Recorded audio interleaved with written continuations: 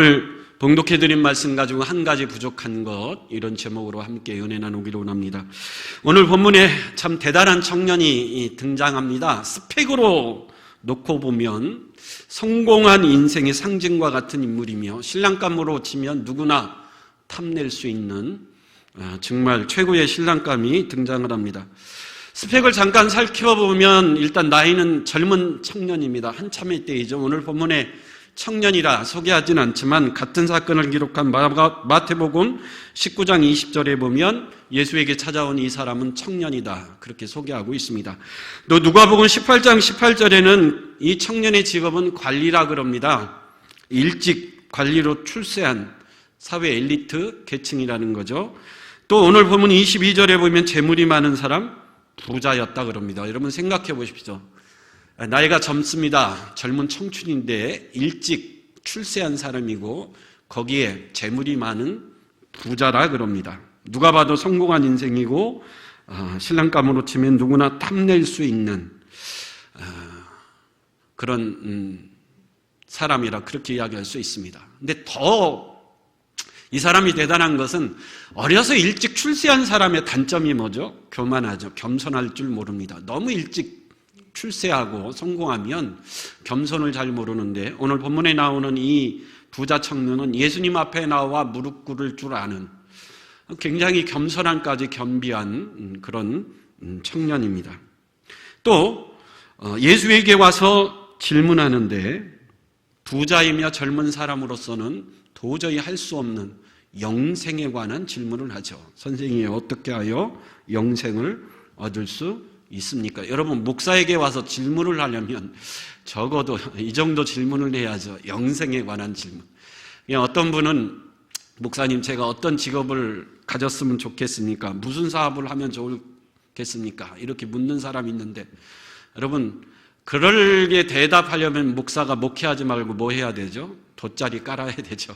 여러분, 목사는 그런 거 아는 사람이 아닙니다. 목사가 그런 거를 어떻게 알겠습니까? 근데 이 청년은 예수에게 와서 질문하는 것이 놀랍게 영생에 관한, 여러분 젊습니다. 많은 재물을 소유하고 있습니다. 그런데도 불구하고 그의 마음속에는 영혼을 사모하는 마음이 있었다라는 거죠. 우리 전도서 3장 11절 한번 읽어볼까요? 전도서 3장 11절. 전도서 3장 11절 시작. 하나님이 모든 것을 지으시되 때를 따라 아름답게 하셨고 또 사람들에게는 영혼을 사모하는 마음을 주셨느니라. 아멘. 예, 하나님이 모든 사람들에게 영혼을 사모하는 마음을 주셨다 그럽니다. 이 말은 죽음 이후를 생각할 수 있는 마음을 하나님이 우리 속에 주셨다라는 거죠. 그래서 사람은 때가 되면 죽음을 생각하고 죽음 이후에 우리의 영혼이 어떻게 될 것인가를 생각할 수 있는 마음을 우리 속에 주셔서 사람은 때가 되면 그런 생각을 한다라는 거죠. 근데 여러분, 한참 젊을 때, 한참 잘 나갈 때 그런 생각을 하기가 쉽지 않습니다. 이런 생각은 오래 인생을 살고 이제 드디어 세상을 떠날 날이 얼마 안 남았을 때 주로 드는 생각이죠. 근데 그런 생각도 누구나 다 하는 것이 아니죠. 아주 정말 소수의 사람만이 인생 말년에 죽음 이후에 내가 어떻게 될 것인가, 그런 마음이 싹 트는데, 근데 이 청년은 젊은 나이에 높은 지위에도 불구하고 많은 것을 누리고 있음에도 불구하고 이 부자 청년의 인생의 끝없는 갈증과 목마름은 영혼에 대한 문제였다라는 거죠. 굉장히 이 젊은 청년을 칭찬할 것이 많은데 마지막 칭찬할 게 뭐죠? 이 인생의 숙제, 이 인생의 질문, 이 인생의 물음에 대한 대답을 줄 수 있는 올바른 대상을 찾을 수 있는 눈이 있었다라는 거죠. 어떻게 하면 영생을 얻을 수 있으리까? 이 대답을 얻기 위해 누구에게 찾아온 거죠? 예수님에게 아주 정확히 대답을 줄 수 있는 정확한 대상을 찾을 수 있는 눈까지 있었습니다. 참 대단하죠. 엄청난 프로필입니다. 젊죠, 돈 있죠, 명예 있죠, 인격적으로 겸손하죠. 근데 여러분, 이런 사람이 우리 교회에 스스로 찾아와 등록한다면 얼마나 좋겠습니까? 종교적인 열정과 열심이 있죠. 어려서 모범적으로 살았습니다. 깨끗하고 순결했습니다. 정직하게 사업을 해서 엄청난 부를 축적을 했습니다. 언제나 부모를 공경했고 함부로 다른 사람을 비방하지 않는, 어려서부터 도덕적으로 반듯하게 살아온 사람입니다. 막대한 재물도 있죠. 세상 권세도 있죠. 그러니 얼마나 강력한 영향력이 있었겠습니까? 거기다가 힘써 일할 수 있는, 앞으로 많은 날들을 일하고 충성할 수 있는 젊은 나이입니다. 그런 사람이 제 발로 우리 교회에 와서 등록한다면 여러분 얼마나 좋겠습니까? 근데 오늘 본문을 보면서 드는 생각이, 이렇게 표현하면 어떨지 모르겠지만 예수님이 제 발로 찾아온 이 청년을 전도하는 일에 성공했습니까? 실패했습니까?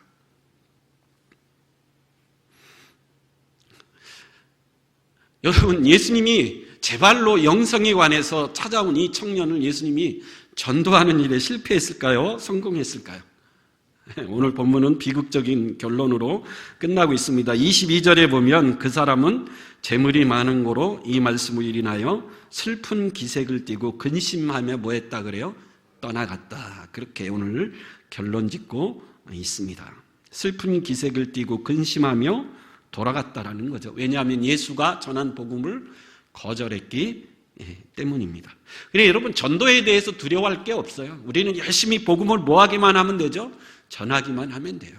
그 복음의 열매를 맺게 하시는 이는 하나님이신 줄 믿습니다. 왜 이 청년은 영생에 대한 목마름으로 예수에게 왔지만 근심하며 그냥 떠나갈 수밖에 없었는가? 예수님이 진단을 하셨는데, 예수님의 진단은 뭐죠? 21절에 보면 오히려 한 가지 부족한 것이 있었기 때문에 그랬다. 예수님이 그렇게 진단하셨습니다. 그래서 오늘 설교 제목이 오히려 한 가지 부족한 것. 여러분, 이 청년은 대단한 스펙을 가지고 있었음에도 불구하고 인생의 목마름은 영생이었어요. 어떻게 하면 영생을 얻을 수 있을 것인가? 그리고 그 문제를 해결하기 위하여 예수님에게 찾아왔지만 해결받지 못하고 근심하며 돌아갈 수밖에 없었던 핵심적이고 가장 중요한 이유는 한 가지 부족한 것이 있었기 때문이라. 그래서 이런 제목으로 저와 여러분들을 나는 부족한 것이 무엇이 있을까 한번 돌아볼 수 있는 귀한 시간 될 수 있기를 간절히 축원합니다. 오늘 17절에 보면 이 청년이 예수에게 올 때 어떻게 왔다 그러죠? 달려왔다 그래요. 뛰어왔다 그래요. 왜 마가복음의 저자는 달려왔다, 이 초점을 놓치지 않고 기록했을까요? 이스라엘은 낮에 엄청나게 덥습니다. 우리나라 여름 날씨보다 더 더워요. 그 더운 날씨에 얼마나 영혼에 대한 목마름이 있었는지 이 문제를 해결받기 위하여 예수에게 그 무더운 날씨에 땀 흘려 뭐 했다 그러는 거죠? 뛰어왔어요. 그래서 예수에게 묻는 겁니다. 선한 선생님이여, 내가 무엇을 하여야 영생을 얻으리까? 이 질문 속에 예수님이 지적한 한 가지 부족한 것이 사실 들어 있습니다. 이 부자 청년에게 예수님이 보시기에 한 가지 부족한 것이 뭐죠? 예수님을 뭘로 알았다라는 거죠? 선한 선생이요. 여러분, 선한 선생님이요, 이 말 속에 예수님에 대한 굉장한 잘못된 오해를 가지고 있었다라는 것을 볼 수 있습니다. 이 젊은 청년은 예수님을 하나님의 아들로 십자가에서 나를 위해 죽으실 그런 메시아요 그리스도로 알지 못하고 예수님을 그저 내 인생의 문제를 해결할 수 있는 탁월한 뭐 정도로만 알고 있었다라는 거죠? 선생님 정도로만 알고 있었다라는 거죠. 세상에 수많은 명망가, 스승이 있는데 예수님은 그 중에서도 탁월한 명망가요, 도덕과 윤리에 대해 가르칠 수 있는 좋은 스승 정도로만 알고 있었다라는 것. 이것이 예수님이 보시기에 결정적으로 부족한 한 가지였어요. 그래서 18절에 예수님이 뭐라고 그러죠? 예수께서 이르시되 내가 어찌하여 나를 선하다 일컫느냐? 하나님 한 분 외에는 선한 이가 없다. 이 예수님의 대답입니다. 이 세상에 어느 누구도 선한 사람은 없고 선한 분은 오직 누구밖에 없다고요? 하나님 한 분밖에 없다. 예수님이 이렇게 대답하셨는데 이 대화를 잘 이해하시려면 이 부자 청년이 와서 예수님을 선한 선생이요라고 부를 때에 이 말 속에는 이 부자 청년 스스로 나도 나름대로 선하게 살아왔다는 자부심이 들어 있습니다. 이걸 볼 수 있어야 돼요. 그래서 예수님이 19절에 계속해서 질문하죠. 살인하지 말라, 간음하지 말라, 도둑질하지 말라, 거짓 증거하지 말라, 속이지 말라, 내 부모를 공경하라. 그랬더니 이 부자 청년이 뭐라고 그래요? 아, 그거요? 내가 어려서부터 뭐 했다 그래요? 다 지켜왔다. 이 부자 청년은 은근히 내가 지금까지 얼마나 선하게 착하게 살아왔는가에 대한 자부심이 드러나 있는 것을 볼 수 있어요. 근데 불행히도 이 모습이 예수님이 보시기에 한 가지 뭐 한 거죠? 부족한 거예요. 여러분, 우리 가운데도 그렇게 생각하는 사람이 있을 수 있습니다. 나는 그래도 선하게 살아왔어. 지금까지 악한 일 하지 않고 남에게 피해 주지 않냐고. 사람 보기에 부끄럽지 않게, 아니 하나님 보시기에 부끄럽지 않게 착하게 살아왔어. 그렇게 생각하는 분들이 있을 수 있어요. 근데 예수님은 뭐라고 그런다고요? 이 세상에 선한 이는 아무도 없고 오직 선한 이는 누구 한 분밖에 안 계셔요?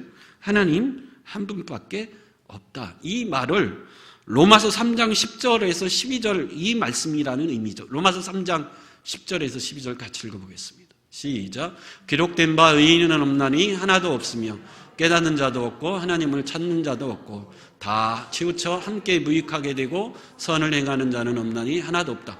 기록된 바 의인은 없나니 하나도 없고 이 세상 모든 사람들은 다 뭐라는 거죠? 죄인이라는 거죠. 그 속에 저도 포함되어 있는 거죠. 여러분, 이 사실을 인정해야 될 줄 믿습니다.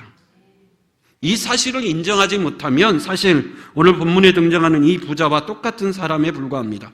왜 내가 예수를 믿어야 하는지 아직 모르는 분들이고 그런 분들은 예수님 앞에 나오지만 결국 근심하며 돌아갈 수밖에 없는 분들입니다. 성경에서 말하는 구원은 철저하게 내가 죄인임을 깨닫고 고백하는 데서 시작됩니다. 그래서 사도 바울의 가장 위대한 고백이 뭐죠? 디모데전서 1장 15절 내가 죄인 중에 뭐다라는 거죠? 괴수. 내가 죄인이구나. 죄인 중에 내가 뭐라고요? 괴수다. 이것을 깨닫는 데서부터 구원은 시작이 되는 거예요. 내가 얼마나 죄인 중에 큰 죄인인가를 깨닫는 만큼 내가 누리는 구원의 기쁨과 감동은 더 크게 다가옵니다. 여러분, 바울은 내가 죄인 중에 이 세상 모든 사람들 중에 가장 악한 죄인이라는 것을 깨달았기 때문에 바울은 누구보다도 구원의 감동과 기쁨과 은혜를 크게 누렸던 사람이라는 거예요. 그래서 예수를 만났을 때 가장 먼저 깨닫는 은혜는 내가 죄인이라는 사실을 깨닫는 겁니다. 이사야가 하나님의 성전에 들어가서 기도 가운데 하나님을 만났을 때 이사야가 가장 먼저 깨달은 것이 뭐죠? 이사야 6장 5절입니다. 같이 한번 읽어볼까요? 시작. 그때 내가 말하되 화로다 나여 망하게 되었도다. 나는 입술이 부정한 사람이요 나는 입술이 부정한 백성 중에 거주하면서 만군의 여호와이신 왕을 배웠음이로다 하였도다. 화로다 내가 망하게 되었도다. 내가 죽게 되었도다. 왜죠? 나같이 더러운 죄인이 거룩한 하나님을 만났으니 화로다. 내가 이제 뭐하게 되었다고요? 죽게 되었다. 여러분, 하나님을 만났을 때 가장 먼저 깨닫는 것은 내가 거룩한 하나님 앞에 서보니 내가 얼마나 큰 죄인인가를 깨닫는 거죠. 사도 베드로도 그랬죠. 누가복음 5장 8절 한번 읽어볼까요? 시작. 시몬 베드로가 이를 보고 예수의 무릎 아래 엎드려 이르되 주여 나를 떠나소서 나는 죄인이로소이다 하니. 예수를 만났을 때 가장 먼저 깨닫는 것은 내가 죄인입니다.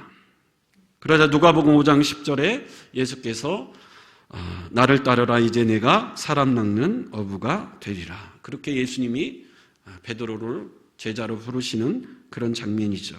그래서 여러분, 영생을 얻기 위해 우리가 가장 먼저 깨달아야 할 것, 내가 죄인이라는. 여러분, 영생을 얻기에 예수에게 찾아온 이 부자 청년에게 한 가지 부족한 것이 뭐죠? 내가 얼마나 큰 죄인인가를 아직 뭐하지 못한 거죠? 깨닫지 못했다라는 거죠. 왜 이 부자 청년은 자신이 죄인임을 깨닫지 못했을까요? 이 부자 청년의 삶은 율법적이기 때문에.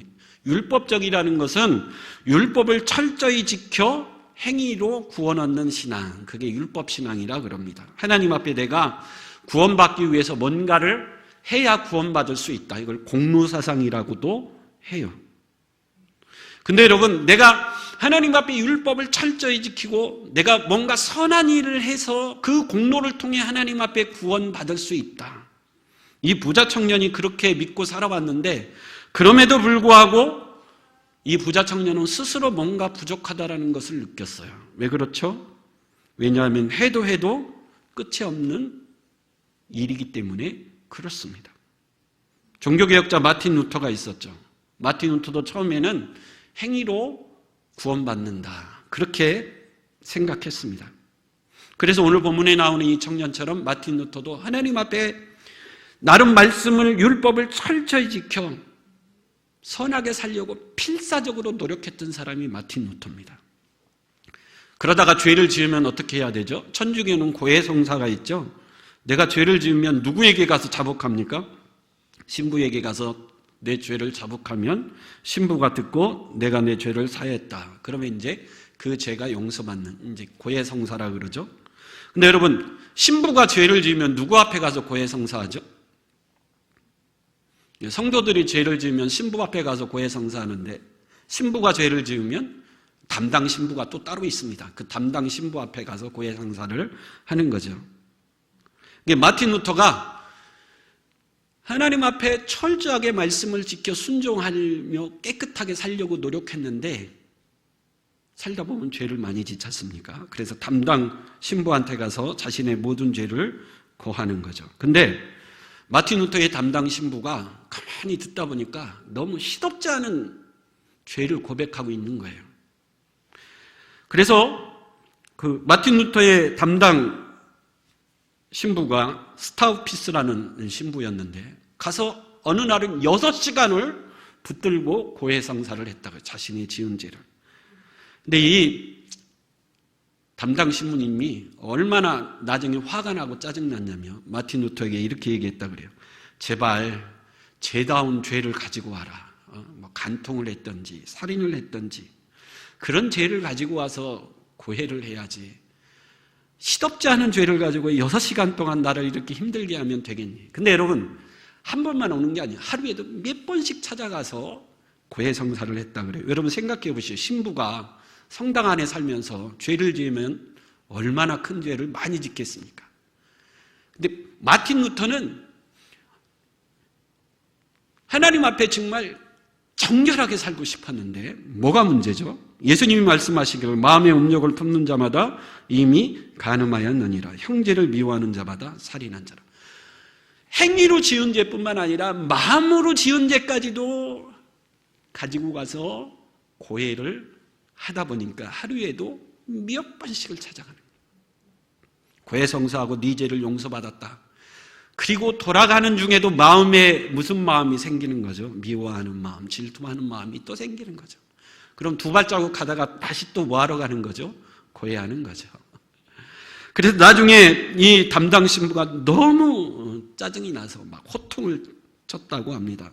루터가 왜 그랬죠? 그만큼 하나님 앞에 철저하고 순결하고 정결하게 살고 싶었던 겁니다.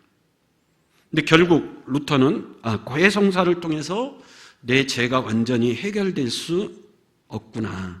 마음에 참된 평안을 얻지 못하는구나.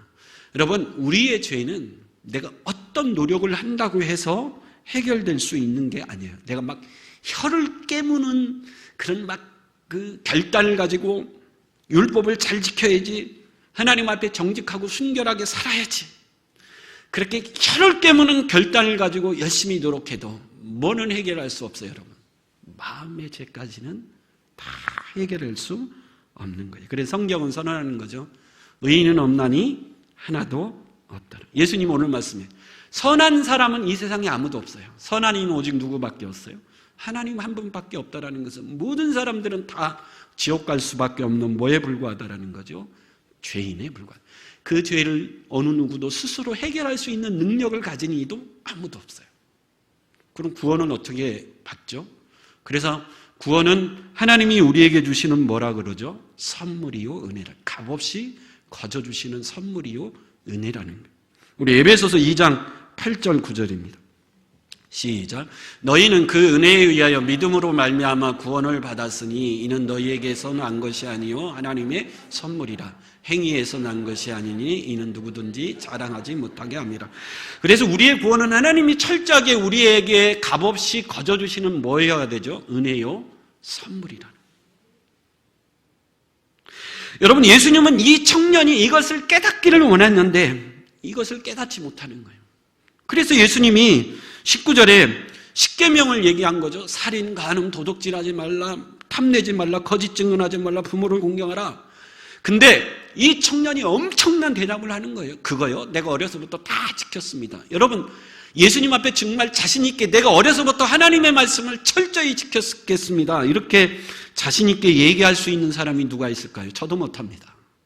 어쨌든 이 청년은 대단한 거예요. 그러자 예수님이 뭐라고 그러죠? 20절에 보면 예수님이 그를 보시고 사랑하사 불쌍히 여기셔서 21절에 보면 우리 21절 같이 하면 굉장히 중요한 말씀인데 21절 읽어보겠습니다. 시작. 예수께서 그를 보시고 사랑하사 이르시되 내게 아직도 한 가지 부족한 것이 있으니 가서 내게 있는 것을 다 팔아 가난한 자들에게 주라. 그리하면 하늘에서 보화가 내게 있으리라. 그리고 와서 나를 따르라 하시니 아멘. 이 말씀은 예수님이 내게 있는 모든 것을 다 팔아 가난한 자들에게 줘야 구원을 받을 수 있다, 그 말을 의미하는 게 아니고, 예수님이 이 청년에게 죄인이 구원받을 수 있는 유일한 것은 길은 하나님의 은혜요 믿음으로 선물로 주시는 구원의 은혜를 받아야 가능하다라는 것을 깨달아야 되는데, 근데 이 청년이 아직도 한 가지 부족한 것, 자신이 죄인임을 깨닫지 못해요. 나는 율법을 철저히 지켰다 그래요. 그래서 예수님이 마지막 이 부자 청년의 마음에 깊이 숨겨져 있는 가장 아픈 곳, 내면에 철저히 깊은 곳에 숨겨져 있는 아무도 모르는, 그를 지배하고 있었던 가장 강력한 삶의 동기 중에 하나가 있었는데, 재물에 대한 뭐죠? 탐심이 꿰뚫어 보시고 그 탐심을 드러내십니다. 우리 주님은 우리 마음의 깊은 것을 꿰뚫어 보시는 분이신 줄 믿습니다. 예수님 말씀은 이거죠. 내가 지금까지 하나님 앞에 선하고 이롭게 살려고 엄청난 노력을 해서 십계명의 말씀을 어려서부터 철저히 지켜왔느냐? 그러나 내게 보기에는 내 마음속 깊은 곳에 한 가지 숨겨진 죄가 있는데 뭐라는 거죠? 재물에 대한 탐심을 철저하게 숨기고 있다라는 거예요. 그래서 이 재물에 대한 탐심을 예수님께서 들춰내심으로 예수님이 이 청년에게 원하는 건 뭐죠? 내가 어려서부터 그렇게 말씀을 철저하게 지키려고 선하고 이롭게 살아왔지만 내 안에 숨겨져 있는 재물에 대한 탐심이 있었구나. 그래서 결국 나는 죄인에 불과하고 하나님의 말씀을 온전히 지키려고 노력하지만 지킬 수 없는 죄인에 불과하구나. 이걸 예수님이 깨닫기를 원하셨던 거예요. 여러분, 다윗을 한번 생각하십시오. 다윗이 얼마나 위대합니까? 사도행전에 보면 어려서부터 하나님 마음에 합한 사람이 다윗이다. 하나님이 그렇게 다윗을 보고 칭찬하셨죠. 그래서 여러분, 이새의 7명의 아들 중에 다윗은 막내였지만 하나님이 그를 선택하여 사무엘을 통해 이스라엘의 두 번째 왕으로 기름 부어 세우셨습니다. 어려서 들에서 양을 칠 때 들짐승들, 사자나 곰이 공격해 오면 믿음으로 사자나 곰을 쫓아냈어요. 그래서 이게 경험이 되어서 블레셋과의 전쟁에서 골리앗 장군을 물맷돌로 믿음으로 쓰러뜨리고 민족을 구원한, 전쟁의 위기에서 구원하기도 했습니다. 나중에 왕이 되어 자신의 화려한 군가를 짓고 나니 하나님의 성전이 너무 초라해 보여서 하나님의 성전을 지키를 원했지만 하나님이 허락하지 아니하자 그 성전을 지을 수 있는 재료라도 내가 준비하겠습니다. 그만큼 하나님 앞에 철저히 충성된 종이었습니다. 근데 여러분, 그 모든 것들이 다윗의 믿음의 절정은 아닙니다. 다윗의 믿음의 절정, 다윗의 믿음의 하이라이트는 어느 부분이죠? 다윗이 어느 날 왕궁을 거닐다가 밧세바를 보고 간음하고 그 죄를 덮으려고 남편 우리아를 죽이죠. 하나님이 나단 선지자를 보내셔 이 죄를 책망합니다. 다윗이 하나님 앞에 엎드려 침상이 눈물로 젖도록 통곡하며 회개했습니다. 그리고 그때 깨달았죠. 내가 믿음으로 골리앗을 무너뜨리고 내가 믿음으로 전쟁에서 승리하고 하나님 마음에 합한 인생일지라도 나는 결국 뭐에 불과하다? 죄인이구나. 그러면 지금까지 내가 살아온 하나님을 위해서 내가 해왔던 저 여러 가지 믿음의 일들은 어떻게 된 거지? 그건 뭐죠? 하나님의 은혜였다라는 거죠. 하나님이 그를 믿음으로 붙들어주지 않았다면 불가능한 삶이었다라는 것을 깨닫습니다. 그래서 그때부터 다윗의 기도 제목은 뭐죠? 우리 시편 51편은 다윗이 밧세바와 범죄한 후에 기록한 시편인데 시편 51편 11절 한번 읽어볼까요? 시편 51편 11절 제가 읽어드릴게요. 나를 주 앞에서 쫓아내지 마시고 주의 성령을 내게서 거두지 마옵소서. 여러분, 주의 성령을 내게서 거두지 마옵소서. 이건 뭐죠? 주의 은혜를 내게서 거두지 말아달라는 게. 이게 여러분 다윗의 믿음의 절정입니다. 내가 은혜로 살아왔고 하나님의 은혜 때문에 믿음의 길에서 성공할 수 있었고 하나님의 은혜로 말미암아 내가 왕이 될 수 있었고 하나님의 은혜 때문에 내가 오늘 이 자리에 설 수 있었다라는 것. 그래서 나는 은혜로 사는 백성이요. 그래서 나는 앞으로 남은 날들 동안 뭐만 사모하겠다라는 거죠? 하나님의 은혜만을 사모하겠다. 그래서 주의 성령, 주의 은혜를 내게서 거두지 마시옵소서. 이게 여러분 다윗의 마지막 강력한 기도였어요.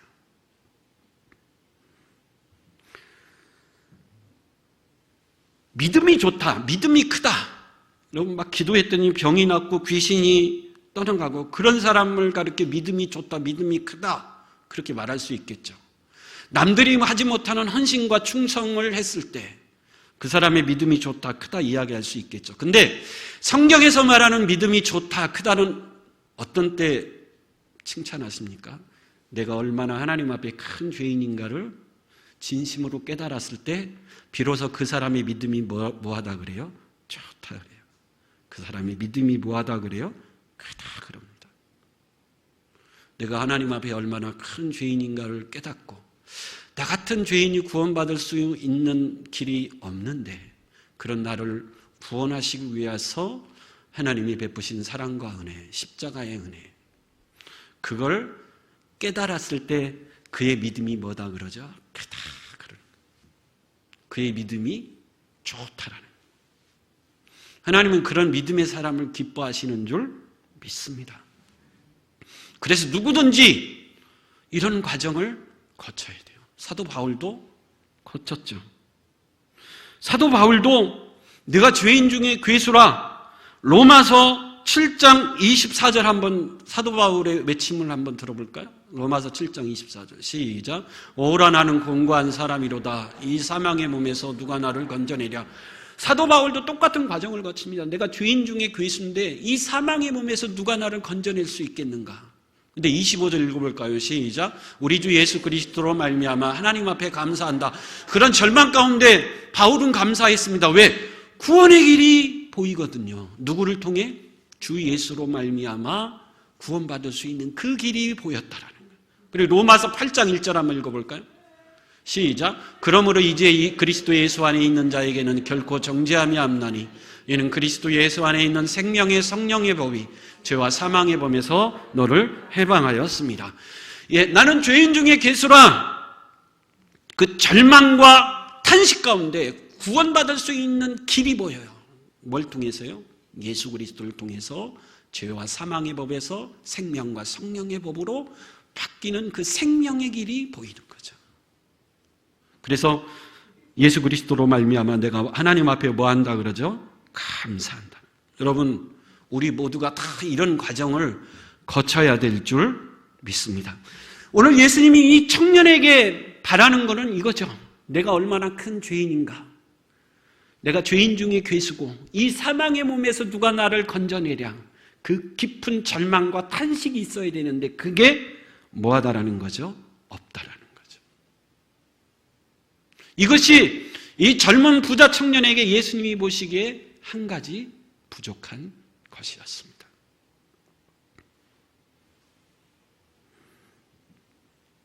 그래서 여러분 오늘 이 사건의 결론이죠. 우리 26절, 27절 마지막 결론 부분을 읽어보겠습니다. 26절, 27절. 시작. 제자들이 매우 놀라 서로 말하여 그런즉 누가 구원을 얻을 수 있는가 하니. 27절.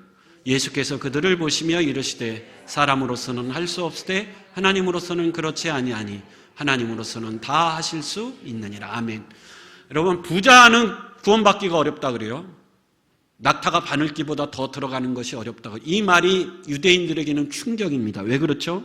신명기 말씀에 의하면 너희가 내 말에 온전히 충성하면 1000대까지 복을 주실 것이다. 나가도 복을 받고 들어가도 복. 그래서 유대인들이 생각하기에 부자, 축복은 내가 하나님 앞에 믿음으로 온전히 살았다라는 그런 증거입니다.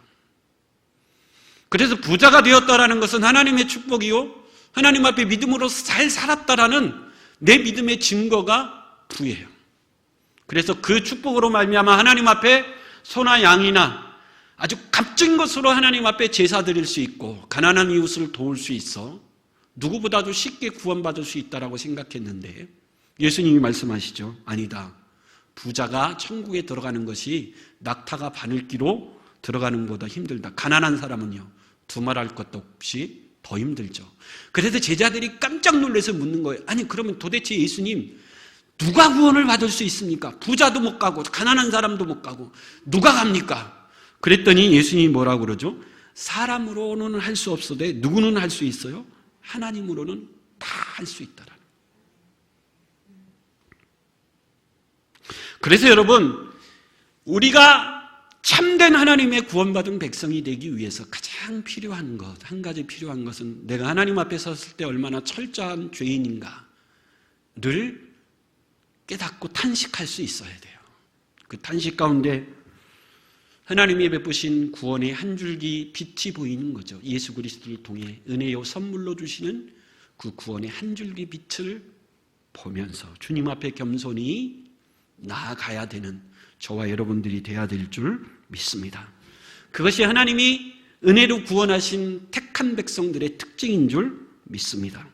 그리고 그렇게 하나님이 은혜로 구원하신 백성들의 특징은 은혜로 구원받을 뿐만 아니라 내가 값없이 하나님이 은혜로 나에게 구원의 은혜를 베푸셨으니 나를 구원하기 위하여 예수님이 기꺼이 나를 위해 십자가에 못 박혀 죽었으니 우리가 이제 부를 찬송, 세상 즐거움 다 버리고 세상 자랑 다 버리고 주 예수보다도 귀한 것은 없네. 여러분, 그렇기 때문에 예수님이 내 인생에서 가장 귀한 분이신 줄 믿습니다. 그래서 여러분, 세상의 어떤 것보다도 예수님이 가장 귀한 분이신 줄 믿습니다. 그 고백이 나올 수 있는 겁니다. 여러분, 구원도 하나님의 은혜요, 세상 모든 것보다도 주님을 더 귀하게 여길 수 있는 것도 사실은 누구의 은혜죠? 하나님의 은혜요. 다윗이 밧세바의 사건 이후에 뒤돌아보니까 내가 골리앗을 이길 수 있었던 것도 하나님의 은혜요, 믿음의 길을 걸어갈 수 있었던 것도 하나님의 뭐였다라는 거죠? 은혜였다라는. 내가 구원받은 것도 하나님의 은혜요, 내가 주일날 세상 모든 유혹들을 다 버리고 개모임이나 집에서 편히 쉬고 싶은 유혹도 다 버리고 여기에 나와 예배할 수 있는 것도 하나님이 여러분들을 믿음으로 붙들어 주신 그분의 뭐죠? 은혜인 줄 믿습니다. 하나님의 은혜를 주셔야만 가능한 거죠. 그래서 저와 여러분들은 세상 모든 것 다 버리고 주님 앞에 예배하는 하나님이 베푸신 큰 은혜 가운데 사는 은혜의 백성인 줄 믿습니다. 아직도 이 은혜를 누리지 못하고 있다면 기도해야 되겠죠. 주의 은혜를 베푸시옵소서. 주의 성령을 거두지 말아 주시옵소서. 그러면 주님이 반드시 우리에게 은혜를 베푸실 줄 믿습니다. 이 부자처럼 주님 앞에 나왔지만 근심하며 그냥 돌아가는 안타까운 백성이 아니라 하나님 은혜를 베푸셔서 구원의 감동과 감격을 누리게 하시고 나를 구원하기 위해 십자가를 지셨던 그분만이 내 인생의 전부, 이 재물보다도 이 명예보다도 그분이 더 좋은 분이다.